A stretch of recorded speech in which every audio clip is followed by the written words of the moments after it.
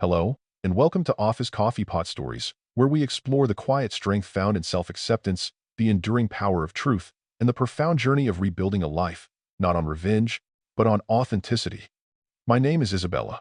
I'm 36 years old and live in a quiet town on the outskirts of Denver, Colorado. I work as an accounting assistant for a medical equipment supplier while also managing the household in our small home. No kids, no noise, just me and my husband, Tyler. Tyler is the same age as me. He works as a sales team leader at a major real estate firm. He has a polished appearance, a persuasive voice, always dressed in crisp shirts with a trace of expensive cologne as he walks by. To outsiders, I probably seemed lucky, but they have no idea how cold it feels inside this house. Today was supposed to be special, June 12th, our wedding anniversary 8 years, and Tyler's 36th birthday. I took a half day off from work, drove over 30 minutes just to get his favorite red wine, and stopped by a specialty butcher shop to pick out a cut of Wagyu short ribs. I'm not a great cook, but I did everything I could to make this dinner memorable. I strung up lights around the balcony, laid out an ivory tablecloth, arranged the silverware in perfect order. The custom cake I ordered was ready in the fridge, a simple one with smooth vanilla frosting, and a small message on top. To Tyler, happy birthday and anniversary. By 7 p.m., I adjusted my dress, dabbed on a little perfume, and sat down to wait. I believed he would come home, 8 o'clock. I lit the candles. 9, I texted, I'm waiting. No reply. 9:30, I called. 5 rings, then voicemail. At exactly 10:35 p.m., I received a short email from Tyler.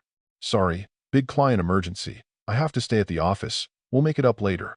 No thank you. No happy anniversary. I set the phone down on the table. The candles had burned out long ago. The cake was still untouched in the fridge, and I stood frozen in the golden glow of the dining room lights, still holding the folded napkin I'd prepared for him. I didn't cry, but something inside my chest shifted out of place. That night, I put everything away, boxed up the meat and stored it, took down the lights, wiped the table. No one enjoyed the dinner. There was no one to celebrate with. I lay down around midnight, still in the wrinkled dress I had picked out for the evening. I tried to sleep, but the image of that short, cold email kept slicing across my mind like a dull blade. It wasn't the first time Tyler came home late, not the first time I waited until my body ached. But this time, something felt different. A quiet, creeping instinct, like a cold breeze down my spine. The next morning, I got up early and went to work like usual, but all day there wasn't a single message from my husband. I tried calling, just more ringing. It was as if I no longer existed in his world. By noon, growing uneasy, I called Tyler's office. The receptionist hesitated a moment, then said, "Oh, he resigned 3 days ago." He didn't leave any forwarding information. I stood frozen in the hallway of my own office. The air around me thickened. My heart pounded as memories flooded back like a film in reverse. And suddenly I understood. It wasn't about work or a client. He had chosen to vanish, and I, his wife of 8 years, was the last to know. Right after work, I rushed home. Every turn of the wheel felt like bracing against a rising tide. I unlocked the door to our third-floor apartment, the place that once felt like a haven, now thick with suffocating silence. My eyes immediately fell on the shoe rack, a glaring empty space in the second row. Tyler's favorite brown leather shoes were gone. I called out, "Tyler," no response. I hurried to the bedroom, and my heart sank like a stone. He was standing in the middle of the room, beside an open suitcase, clothes tossed quickly into a duffel bag, a navy suit, a tie, a pair of brand-new dress shoes, still with the tags on. Items he never wore to any regular meetings. "What are you doing?" I asked, voice hoarse. Tyler looked up at me like I was a stranger. "You're back," he said flatly, then continued packing. I stepped closer. "Where are you going?" "Next state over," he said casually. "I've accepted a new job. In Albuquerque." "What?" I froze. You quit your job and didn't say a word to me?" He didn't answer. Instead, he pulled a slim folder from his bag and placed it on the table. Opened it. The first page was divorce papers. I stood motionless. "Tyler, what is this?" He looked at me with eyes like steel. "You're no longer the wife I need." "What are you talking about?" I gasped, unable to believe it. "You always put work first. The house is dusty. You only cook on weekends. You don't care about me anymore." I gripped the papers. "I tried. You come home late saying you already ate. I cook. You ignore it. I clean. You tell me not to touch your desk. And now you blame me for not fulfilling my duties? Don't bring up petty things," he snapped. "You just make excuses. A real wife doesn't need reminders." I let out a bitter laugh. "You talk like I sit around all day." I work. I pay half the rent. But no one cooks dinner for me. No one asks if I'm okay. And I never complained. Tyler narrowed his eyes. That's your choice. I've made mine. He zipped the suitcase and headed to the door. I've rented an apartment near the new job. I start next week. Don't get in my way. I blocked the door. That's it? No apology? No explanation? After 8 years? I don't owe you anything, he said, then brushed past me without looking back. The door clicked shut behind him, final and cold like the slam of a courtroom gavel. I sank to the floor, still clutching the divorce papers, my hands trembling. 2 days later, I received a call from the building management office. Mrs. Isabella, we just received a request to transfer the lease. The current leaseholder has requested to terminate the contract. I froze. What did he say? I asked. He had just left a note. I no longer live there. The person staying behind will clear out and move before the end of the month. No discussion, no message. That night, I dug through the drawer of our old desk and found the receipts for all the furniture. Almost everything, from the sofa to the fridge, was under my name. The only things he took were clothes and a few small tech items. Tyler left like a stranger, but it was that very coldness that finally woke me up. I looked around the apartment. Everything was still there, except the marriage. I didn't sign the divorce papers right away. They sat on the table for 3 days, like a scratch that hadn't started bleeding yet. Every time I walked past, I stopped and stared, as if a reason might appear between the cold type lines. But the more I looked, the clearer it became. The only explanation was Tyler's brutal silence when he walked out without a word. On Saturday night, I got a notification from an old friends group, an 18-year high school reunion at a craft brewery downtown Denver. I had once looked forward to it, had even paid the reservation fee a month ago. Back then, I imagined showing up with Tyler, hand in hand, a stable couple among those struggling or divorced. Now, it was just me, and a hollow ache that ran deep. I almost didn't go. But then, after looking in the mirror, at the tired face still holding a trace of dignity, I got dressed. A simple black dress, wine-colored lipstick, hair pulled back not to impress anyone, just to remind myself I still existed. I was still strong enough to walk into a crowded room without flinching. Moonlight Brewery was just as loud and lively as I remembered from our teenage years. Laughter, clinking glasses, and the hum of old stories echoing from every corner. I stepped into the noise, feeling out of place at first, until a familiar glance made me stop. Hey, Isabella. I turned. It was Nathan, the guy who used to play bass in the school band. Now he had a bit of stubble, a warm, settled look. I almost didn't recognize you, he smiled, handing me a beer. Still the last one to show up, huh? We sat at a small table tucked in the back. Nathan shared that he'd been divorced for 3 years, raising his 6-year-old daughter alone. No bitterness. No dramatics. Just quiet truths, shared like 2 adults halfway through life. When he asked about Tyler, I answered simply, we're getting divorced. No pity. Nathan gave a small nod, then changed the subject. And I was quietly grateful for that. That night, driving home through Colorado's early summer chill, I turned on the radio. An old song came on. It's not right, but it's okay. The lyrics hit like a punch to the chest, pulling up a flood of memories. Cold dinners left untouched, unread messages and hugs that had faded into nothing. All those years I kept telling myself, Tyler's busy, I should be more understanding. I just need to try harder. But facing the bare truth, I realized I had lived like a shadow, always finding reasons to excuse someone else's neglect. If Isabella's journey of quiet strength resonates with you, please take a moment to hit that subscribe button. Over 90% of our listeners haven't yet joined the Stoic Love community, and your support helps us share more inspiring stories like this. Sunday morning, as I was making coffee, my phone rang. The screen lit up. Tyler.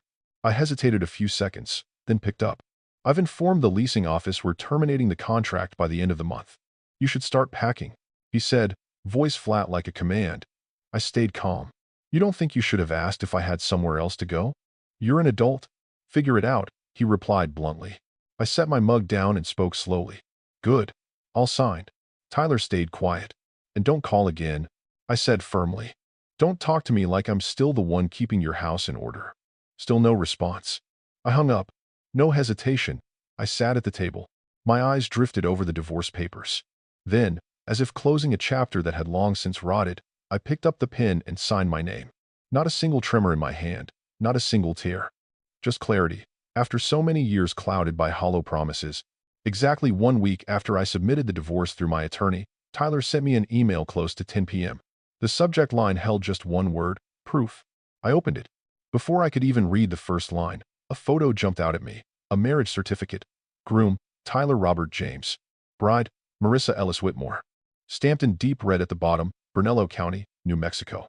Date of registration, exactly 1 day after the court finalized our divorce.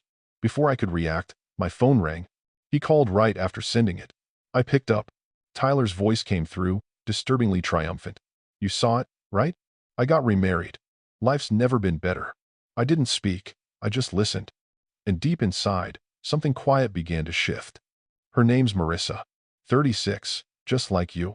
But she's mature, gentle, and, he paused, so beautiful you'd be jealous. I stayed silent. She's the only daughter of the family that owns the Whitmore real estate chain in Santa Fe. Her parents built us a small house near the Southern Hills. And the job? Her family helped me become the executive vice president at her company. That's why you needed the divorce so quickly? I asked, trying to keep my voice steady. Not entirely, he replied. I just couldn't keep living with a woman who always put work first and neglected her role as a wife. I let out a quiet laugh. And your new wife? She doesn't work?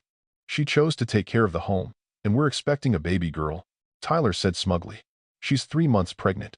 Each sentence he said felt like a dull blade severing the final thread that had once tied me to that marriage. But instead of pain, all I felt was a hollow stillness. Marissa Whitmore. I repeated the name after hanging up. It wasn't unfamiliar. I opened Facebook and typed it in. Her profile came up almost instantly. The profile photo showed a stunning woman with soft blonde waves, sharp blue eyes, and a smile that could make anyone feel small. I scrolled down. And then, on the 10th photo, I froze. Marissa was the girl who went to high school with me for 3 years. Back then, her name was Marissa Ellis, not Whitmore. She was scrawny, had squinty eyes, a flat nose, and blotchy skin from makeup allergies. She used to sit in the back, barely spoke, and often got picked on by classmates. No way. I reopened the wedding photo Tyler had sent in the email. The bride in that picture looked like an entirely different person. Not a trace of the old Marissa Ellis remained. But I remembered those eyes. That slightly crooked tooth she used to get teeth for. Bunny teeth. The way she always looked down when walking through the hallway. How could I forget? I called Lana, my best friend from high school. Do you remember Marissa Ellis? I asked. There was a pause on the other end, then Lana laughed. Not only do I remember her, I still have a picture of her from senior year. Why are you suddenly bringing her up? I told her everything. About Tyler. About the new marriage. The gifted house. The magically acquired executive title. Lana wasn't surprised. She changed completely after moving to New York to study art. Went through multiple plastic surgeries. Chin, nose, eyes, jawline. People called her Marissa, too. But her personality? Still the same. Quiet, calculating, and very strategic about who she latches onto. I said, nothing. There was a rumor she got involved with a much older married architect in Brooklyn, Lana added. Then she moved back to New Mexico and opened an art gallery. Guess she's leveled up now. I had no more questions. That night, I sat in my living room, staring at Tyler and Marissa's wedding photo. Everything in the frame sparkled. Flowers, white dress, perfectly aligned teeth, and her bright smile. But I knew, behind all that was layers of makeup, carefully crafted image, and a well-disguised motive. And he chose that. If you're finding truth and wisdom in Isabella's story, don't keep it to yourself. Share this episode with a friend who needs a reminder that authenticity always wins. 1 week after Tyler's bragging call, I got a message from an unknown number. It was short. Isabella, are you free? I need to talk. It's serious. I knew exactly who it was. I didn't respond. 15 minutes later, he called. I picked up, not because I cared, but because something told me it would be worth hearing. Marissa gave birth, Tyler said immediately. A baby girl. I heard him swallow hard, then silence. I waited. She doesn't look like me. Or Marissa. Actually, she doesn't look like either of us. I tightened my grip on the phone, lips pressed together to stop myself from laughing. Maybe she takes after someone on your side of the family. I offered light as air. No, I thought that too, but, Isabella, do you remember when you laughed hysterically after I told you about Marissa? You knew something, didn't you? Tyler's voice suddenly rose, nervous and panicked. I leaned back in my chair, a slight smirk on my lips. I just found it interesting, I replied, holding back the sharpness in my tone. Stop joking. I did a DNA test. The baby is mine, but I still don't get it. Why doesn't she look like either of us? I haven't told anyone, but you? You laughed like you knew something. Please, tell me. I gave a quiet chuckle. My voice was calm. Do you remember your high school graduation album? Silence. I continued. I found it while packing up the old apartment. It was buried at the bottom of your desk drawer, covered in dust. You were digging through my stuff? Tyler sounded slightly irritated. No, I was cleaning.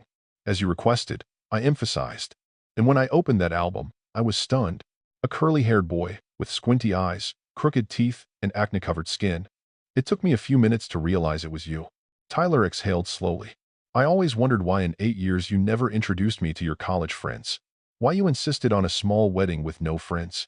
Why there wasn't a single teenage photo in our home. Now I understand. I changed, out of insecurity, he said quietly. No, I replied. You changed because you wanted to live a new life. But you forgot one simple truth. Genetics can't be altered. Silence stretched out between us. You think I'm ashamed of who I was? No, I said. I feel sorry for an innocent child who's going to grow up with 2 parents who couldn't be honest. You hid your past. So did Marissa. And now, you're surprised your daughter doesn't resemble the edited versions you both constructed? You think she's going to look like that old version of me? Tyler's voice wavered. No one knows, but she will carry what's real in you. Your blood, your DNA, everything you've tried to erase. I could hear him inhale deeply. What about Marissa? I asked, cutting in one last time. She cried. Said she was exhausted from labor. But you know what's worse? What? She won't hold the baby. Every time she looks at the child's face, she turns away. Yesterday, her mom had to step in and hold the baby because she refused. I don't know what to do. I stayed quiet. A bitter heaviness rose in my chest. Not for Tyler, but for a child already rejected by the very people who brought her into this world. I lowered my voice. You once said I failed as a wife because I wasn't willing to sacrifice. But the one rejecting his role as a father is you.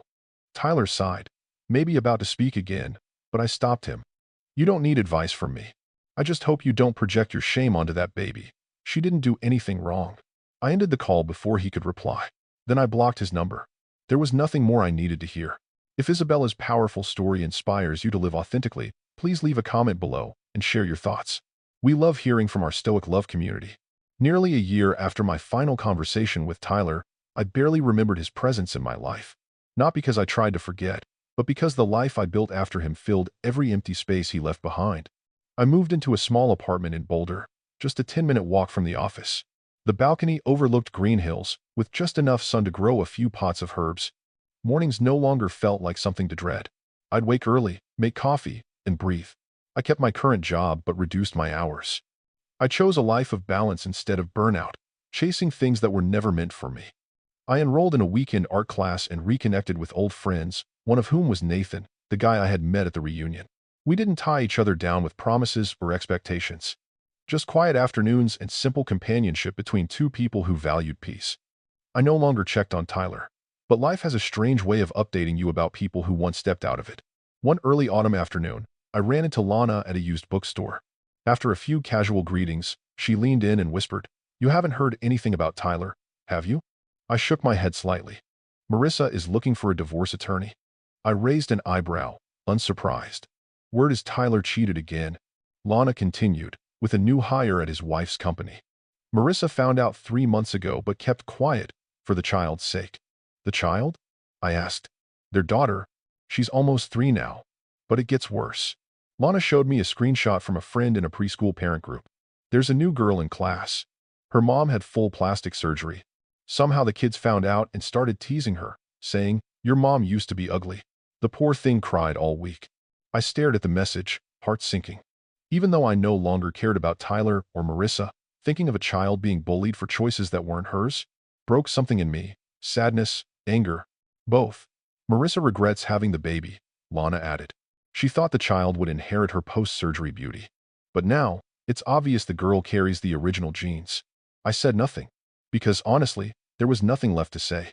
Tyler and Marissa once chose a version of life wrapped in glitter, built on illusions of beauty, status, and control. But in the end, what couldn't be hidden, the past, the truth, and the way they treated others was what showed up the clearest when they had a child. Don't let silent struggles define your future. Click the link in the description to explore our other stories of triumph over betrayal and find inspiration for your own journey. I returned to my afternoon, picked up a small croissant from the bakery, and strolled home through the park, where golden light streamed through patches of grass. My life now has no drama, no major twists, but it has rhythm, autonomy, and a fullness I once thought I'd never touch. Sometimes I still reflect on what I've been through. 8 years of marriage, a sudden divorce, a shameless betrayal, and the unmasking behind all that flawless makeup. But I no longer feel bitterness. I feel gratitude, because that collapse gave me the chance to be reborn. Not into someone new, but into myself. No compromises, no avoidance, no pretending to be okay. If anyone ever asks me whether I've forgiven Tyler, I'll probably smile and say, I don't need to forgive anyone. I just need to live true to myself. And for the first time in years, I can say that without hesitation. Isabella's story is a reminder that appearances may fool the world, but time always reveals the truth. When she was betrayed and discarded for not being perfect, she didn't seek revenge or beg for closure. She walked away quietly and rebuilt her life from the inside out. In the end, those who lived a lie had to face the consequences they created, while Isabella found freedom, peace, and her true self, something no amount of cosmetic surgery could ever buy. What do you think of Isabella's choices and the downfall of those who lived a lie? Share your thoughts in the comments. Don't forget to follow the channel for more powerful and surprising stories about resilience in life.